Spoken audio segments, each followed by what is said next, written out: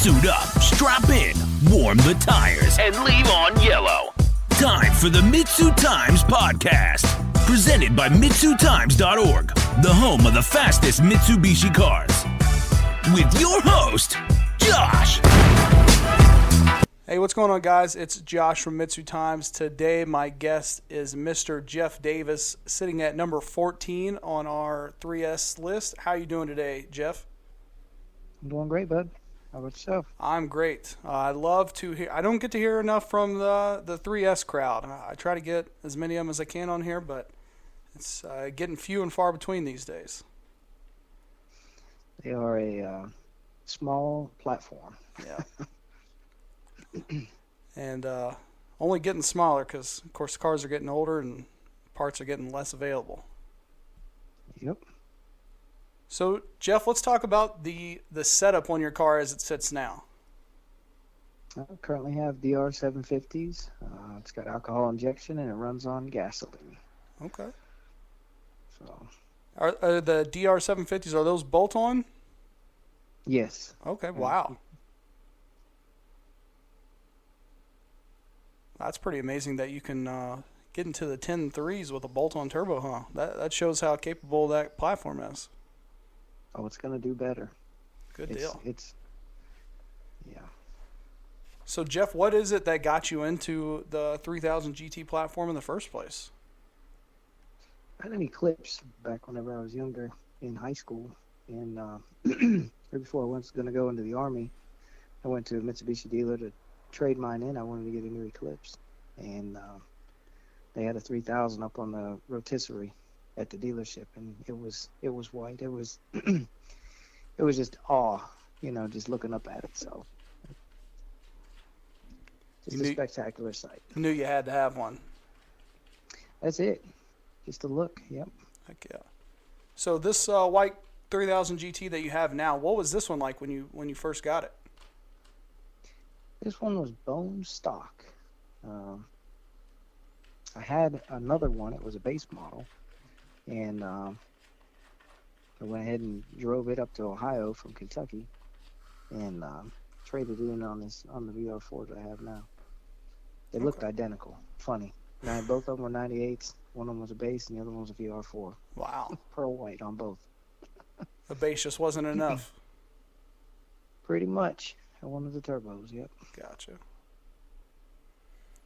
So, did you have any original goals when you first picked this car up? I had none. No aspirations. Just wanted to enjoy it. And, power started becoming a thing. Went to school for automotive and learned some things. Started getting confident in working on it. Of course, reading the forums and whatnot. And then I started tinkering.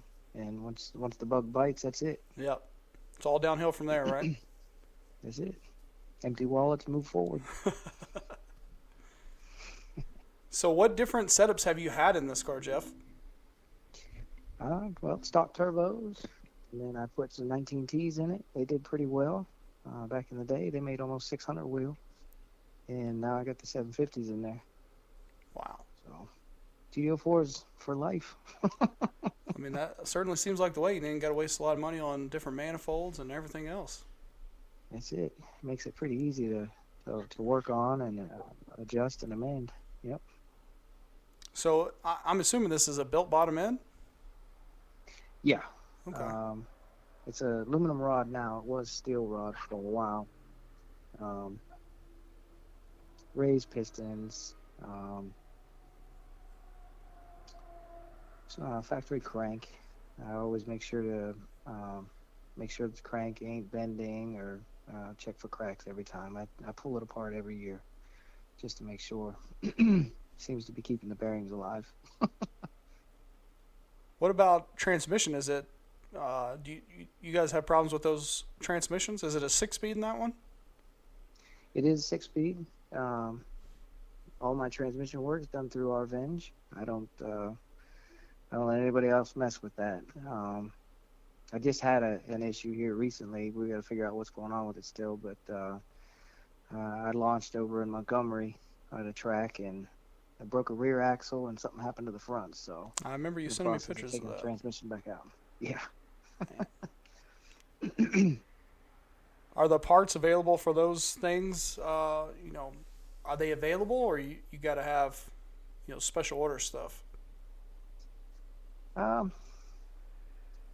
I don't seem to have too terrible of an issue with getting the things that I know that I need. Mm-hmm. There's definitely some one-off things out there, but so far, obviously staying bolt-on with the turbos makes life a lot easier. So, but I'm sure with time, it's going to continue to get worse and worse. The more they crush the cars. Yeah. We got to keep those companies that are making parts still in business so they can keep making parts for us. Yep. What about, if you've been building this car for a while, if you think if you could go back and start this build all over, you would do everything the same? Yes. It was a good road, a good learning curve. Start out with a basic boost controller, and then a little intake on it. And get your feet wet with that, start learning how to catalog. And I never really wanted to pay anybody to do tuning. Why pay somebody else to blow it up when I can do just fine on my own? So, learned that, got into EvoScan, and, of course, ECU flash from there. I ran on piggybacks for a long time with the alcohol injection and was able to get away with it. But now with the power level that it's at, it requires some timing to be pulled back. Okay. Without the race gas. So Jeff, after breaking it, I'm sure this isn't the first time you broke it. What motivates you to keep going after these setbacks, after these learning curves? Oh man, it's a blast to drive. On the street, the car is at the edge of traction everywhere. So it's light to light, it's tough to beat. Another big one is my son grew up with this car. I bought it just before he was born, and still to this day he wants to take it whenever he moves out. I don't blame him. This episode of the MitsuTimes podcast is brought to you by Cope Performance.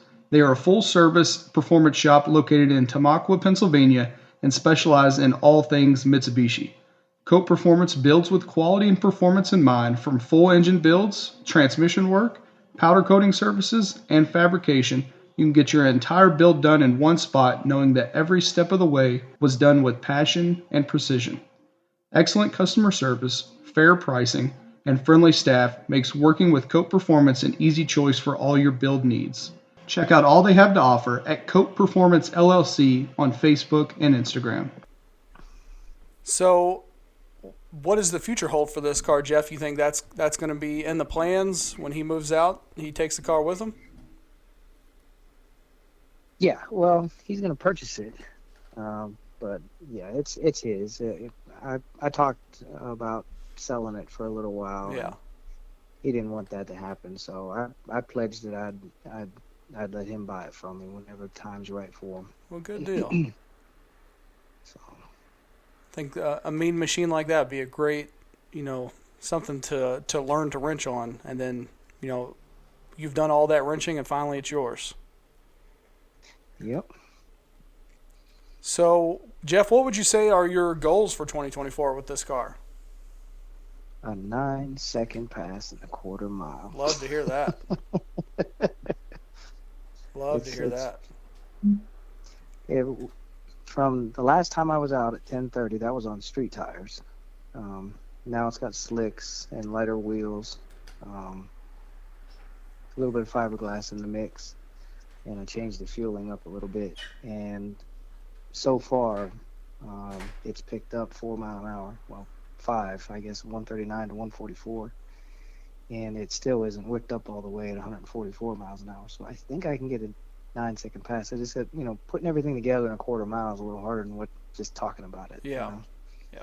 Especially with a manual. Auto might be a little different, but a manual is difficult to put a full good pass in consistently. Absolutely. And that'll put you up in the top 10 of the 3S list. We haven't seen any movement there in some time. That was the intent. I know there's some other guys that are going to be pushing up pretty fast, but it would be really cool, I think, to see a stock turbo car. Definitely. Stock housing turbo car. Yeah. So I'm unfamiliar with the DR Series turbo. Is it once you get to the 1,000 mark, then they stop being the TD04? Nope, 750 is as big as you get. Okay. Wow. After that, they go into the TD05 size. So we see a lot of those TD05, TD04 turbos at the top 20 of the list, huh? Mm-hmm. Wow. Yep. Thank God for those DR people.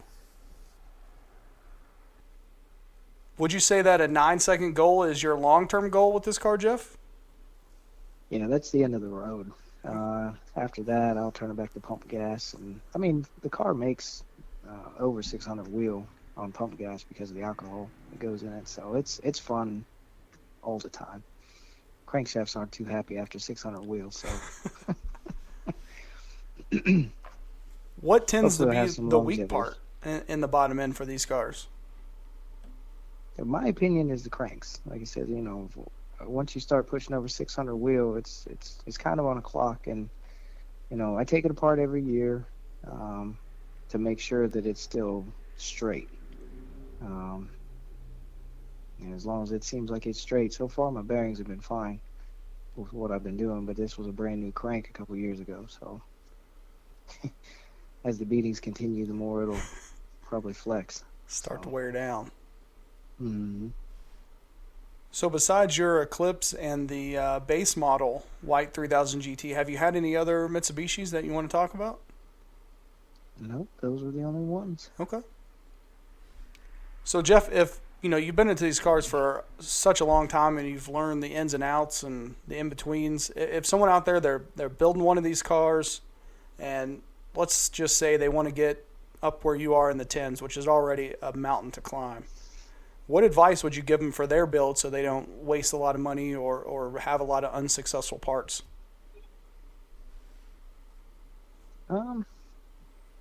Understand what you really want. I mean, if you're shooting for the 10s, the roadmap has already been paved to do it. Stick to the keep it simple, stupid mentality. You don't have to reinvent the wheel or have the fanciest of the fanciest to do the stuff. Matt did it way back in the day on piggybacks. Yeah. And it's crazy that a lot of his times still stand on the the archaic devices that he was using back then versus the full standalone setups that guys use with all kinds of tricks and additives. Yep. So. And one thing course, that I've stay on the forums.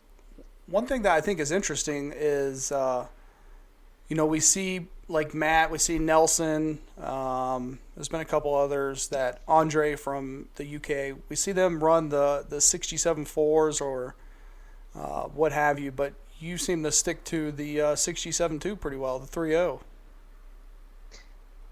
Bolt on. Everything. Well, most everything I deal with is bolt on. That makes it easy to do. Gotcha. Just keep it how it came from the factory, pretty much. Yeah. Like I said, you go in and I don't know. I see a lot of guys, overbuild something that they're not going to use it for, and it's crazy. Mm-hmm. End up with cars that live on jack stands or worse, end up getting parted out because of lack of interest. Yeah. You lost interest in something that never ran. So Jeff, what events can we find you at in 2024 and see this thing in action? I'd like to go to the shootout this year. Good deal. It's been a while since I've been up there. I enjoyed myself the last couple times I was up there. But yeah, that's somewhere it's a hell of a trip for me. It's about 13 hours. Yeah. When I used to drive it from Oklahoma, I hated it. Mm-hmm. So just the shootout is the one goal, or are you going to try to hit some IFOs out there in Georgia? No, just the shootout, and then hit the local tracks once I get it back together. I got you. Okay. I'm testing tunes. Well, Jeff, at the end, I always give people a chance to, give a thanks or a shout out to anybody who's helped them get where they are, help their car get where it is. Is there anybody that you want to give a shout out to? Absolutely. Chris at Revenge has always been there for me. And like I said, he's my go-to transmission guy. Anything I need for that, he takes care of me. Good deal. And then, Matt at Dynamic Racing has always been a staple for good advice, on the forums and over the years. So, like you said, he built some badass turbos. That he does. I wish there were some more people out there pushing these cars, because I'm sure they could put some of them turbos to good use. Right. But all right, Jeff, I appreciate you coming on here and telling your story. I hope that we can motivate some more 3000 GT guys to go out there and push their car, even though they don't have the, like you said, the latest and greatest. Just go out there and hit the track. Yep, go out and have fun with what you got. Yep. All right, man. Well, I'll see you at the track. Hopefully I'll see you at the shootout. All right, bud. Thank you for listening to the MitsuTimes podcast. Check out our Instagram and Facebook for daily updates. Get added to our list by going to MitsuTimes.org and clicking Submit a Slip. Thank you to all of our sponsors.